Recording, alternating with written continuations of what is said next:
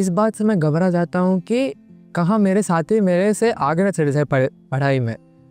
मेरे आसपास के लोग भी उससे मेरी तुलना करने लग जाते हैं, जिससे मैं और घबरा जाता हूँ। तो ऐसी स्थिति में मैं क्या करूँ? பாருங்க, விஷயம் என்னன்னா, இதுல பயப்படுறதுக்கு ஒண்ணுமே இல்ல. உண்மையில அவங்க உங்களுக்கு உத்வேக காரணியா ஆகலாம். அட எப்படி இவன் இவ்வளவு சீக்கிரம் விஷயங்கள கத்துக்கிறான்?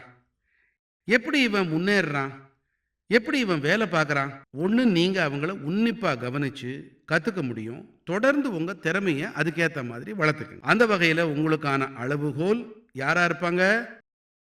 அவங்களா இருக்க மாட்டாங்க, நீங்களா தான் இருப்பீங்க. நீங்க உங்களையே அளவுகோல் ஆக்கிக்குங்க. மேலும் என்ன தீர்மானிக்கணும்னா, நேத்தைக்கு நான் இப்படி இருந்தேன், அடுத்த வாரம் இந்த வகையா நான் இப்படி வளர்ந்துருவேன். இதனால உங்க உற்சாகம் அதிகரிக்கும். இப்ப எடுத்துக்காட்டா, உங்களுக்குள்ள அப்படி என்ன தனித்திறமை இருக்குன்னு ஆராய்ஞ்சு பாருங்க. அது என்ன விசேஷம் இருக்கு பாருங்க.